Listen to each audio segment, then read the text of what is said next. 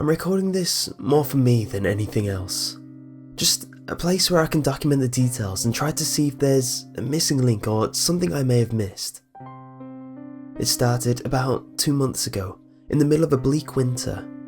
I was on my way home from a late shift at the local supermarket. I made my way down the side roads that led to my house, the vapours of my cold breath catching my attention every so often.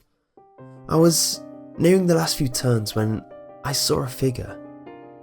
He stood at a point between the streets where there wasn't any streetlights around. The only thing illuminating this section was the night's moon and stars. I couldn't make out any detail or anything noticeable other than that it was facing my direction and completely motionless. At the time, I probably thought it wasn't even a living thing, just some shades and shapes that happened to make out the silhouette of a person, which can happen in the misty dew of winter like this one. Even if it was a person, they were probably standing around waiting for the bus or something remedial like that. Anyway, as you can tell, I didn't think much of it at all and carried on home. The next day, I had another late shift at work, so I started my walk down the usual route in the late afternoon, the setting sun flaring just over the horizon, past the thick blanket of clouds that covered the sky. The familiar old town streets blurring in my mind as any sight would that has been seen one too many times. I barely had any thought of the previous night's experience, as nothing from the incident stood out to be anything of interest, and as I passed where I saw the person, I only just had a thought to check over the area to see if the person was here again, or if there was any sign that it was even here at all. I didn't look long, but nothing noticeable stood out, so I carried on to work, where I'd be working until the late evening again. After my shift ended, I made my way home with some simple shopping in hand. As usual, it was dire cold, so I made my pace brisk, with the intention of making it home as soon as possible to settle down with a hot drink and sleep my tiring night away. I came across the same unlit section of road where I saw the shape before, not expecting anything to be out of the ordinary until I saw him again. Except this time, he was a little bit closer. I stared at him, not sure what I was hoping would happen.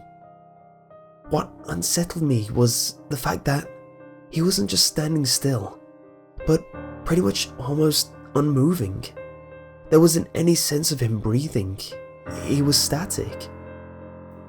Usually, when you see a dark figure, the last thing you want is for it to come towards you, let alone move, but I guess I was hoping it would move, even just an inch in a human way, to be sure that what I was looking at was okay, or even alive.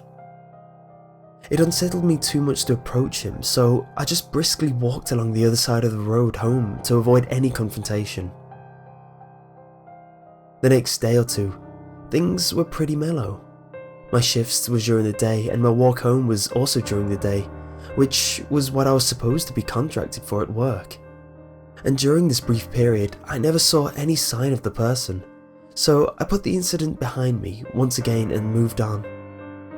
But, as my luck would dictate, I was called in on more evening shifts. In the shop, things were always more busier in the evening, as this was more and more becoming people's preferred time for shopping. Also, due to economical reasons, a lot of the temporary staff had been let go recently, meaning they needed the remaining team to work on varied times. After a particularly stressful evening shift, I made my usual walk home in a groggy manner. I was nearing the end of the journey when I crossed into the dark part of the road, and saw him again. He wasn't just off to the side anymore, but noticeably closer, and worst of all, standing in the middle of the road. This posed a problem for me because that meant I would have to get within a few feet of this weirdo to get past him, and I couldn't handle that thought. So I backtracked and went through an alternate, more well-lit route. It adds about 10 minutes to the journey, but it made me feel a lot safer, and it also meant I got to avoid the stranger. It was worth every extra second. To avoid hassle, I used that route every evening shift from then on. It meant I would avoid the person and get some extra exercise, which I felt I needed anyway, so it wasn't that much of a bother. It wasn't until a few days later, when I was finally beginning to think that I wouldn't see the person ever again, that the turning point happened. I came home late as usual due to the longer route home. I placed my bags in the kitchen and settled down. I didn't feel like doing anything, so I immediately started getting ready to go to bed to sleep the tiredness right out of me. I changed out of my work clothes, brushed my teeth, and went around the house turning off the lights. When I got to the last one in the dining room, before I would head upstairs to bed, I flicked it off, and as I turned around, I caught a glimpse of a figure down the end of my garden. It was very dark outside, but my garden is considerably small, so I knew the layout very well, and I definitely knew I saw something that did not belong. My hand was still on the switch, so I instinctively turned it back on. Nothing. I stared for what seemed like a long time. In reality, it was only minutes, but to me, it felt like hours due to the tension in the air. After I was satisfied, theorizing that he must have ran at the sight of me turning the light back on, I turned the light off again. He was there, this time closer. What was I to do? Someone listening will probably shout, "Call the police," but really, what are they gonna do? Arrest him for creeping me out? I'm pretty sure that's not a crime, and technically there is a section in my garden that's classed as a public path, so he's by definition not trespassing. So I did what I could do. I made sure the back door and the front door was locked. I even barricaded my bedroom door just in case he tried to get in. Sleep didn't meet me at all that night. The day after was my day off, so I took full advantage of this by sleeping through the whole day. I was exhausted, and who wouldn't be? When I woke up, I didn't have much daylight at all in order to do chores, and most places were either closed or just about to, so I stayed in and did the usual thing most people do at night. Watched movies, played games, and generally browsed the internet. After a while of this, I wanted something to cheer me up, so I went on Netflix and started watching random family sitcoms. Very innocent humour and good, wholesome values, were just what I needed at a stressful point like this. Halfway through the first series of The Fresh Prince of Bel-Air, I was thirsty and a bit hungry, so I went downstairs for a snack. I pulled out a can of Pepsi in the fridge and some old popcorn that I never got around to eating from my cupboard, and as I was about to ascend my stairs, I turned off the light. Curious, after last night's event, I humoured myself. I walked up to the window facing the garden and peeked outside. There he was, just standing there, motionless as always.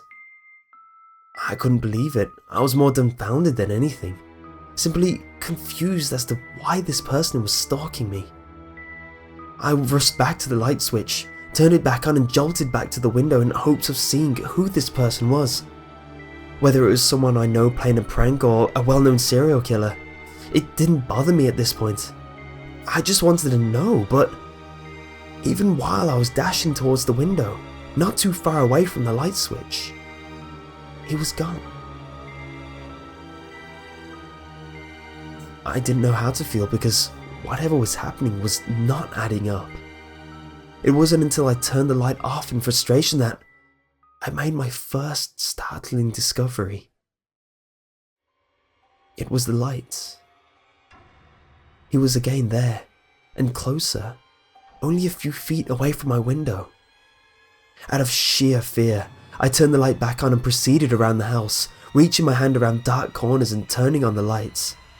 I made sure never to turn them off from then on, and after that, things were fine, for a while.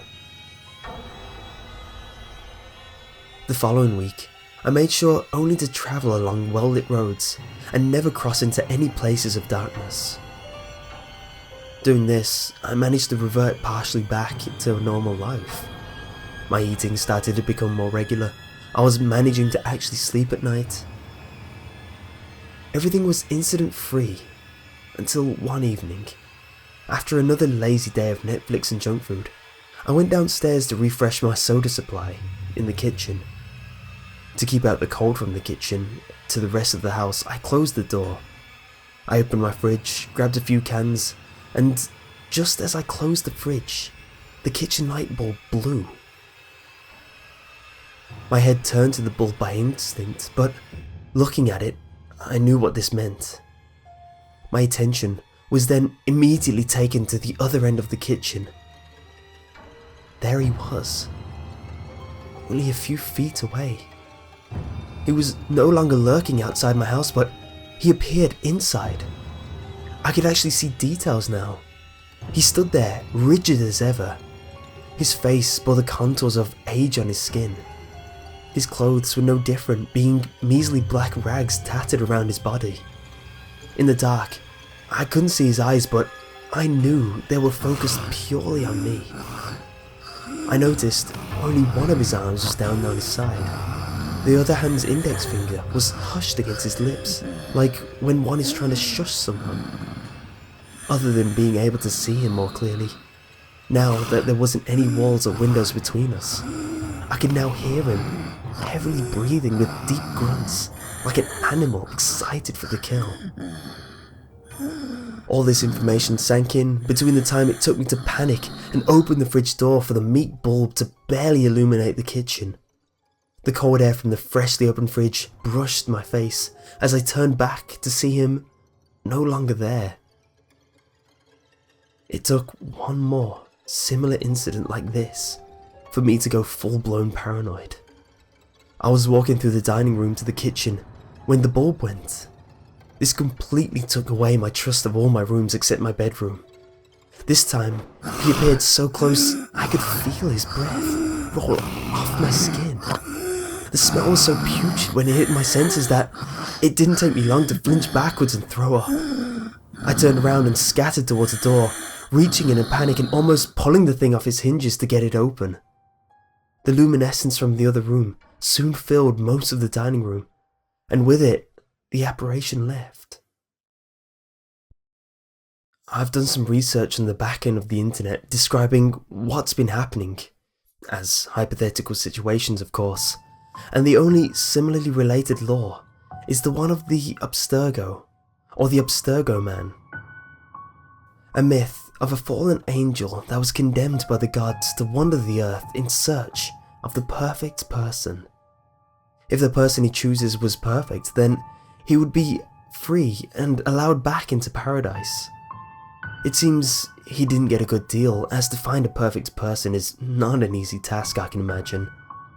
It is unknown what he does to anyone who doesn't fit this criteria, but I have a feeling I might find out, as the last time he appeared he was within breathing distance.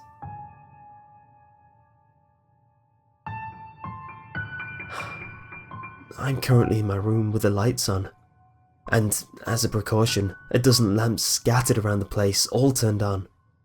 The TV is also on, and muted purely for the screen light, and my computer monitor as well. It's hot as hell in here, but it's a small price to pay for the security it offers. The door is barricaded so nothing can get in and out of here. The only exception that I leave is around midday, when the sun is at its brightest to resupply food and water. I haven't been to work in days either, and I've ignored all calls coming through and people knocking on my door. What is there to tell? No one will believe me, and even if they did, they can't help me. All I can do for now is survive, while I research more into this legend. There are a lot of smart kids out there who know a lot about the old days. I've even found a subsection of a small forum dedicated to the Abstergo Man, and have some pretty interesting context from there. I've sent some emails to them, and I'm awaiting replies, so until then, all I have to do is survive.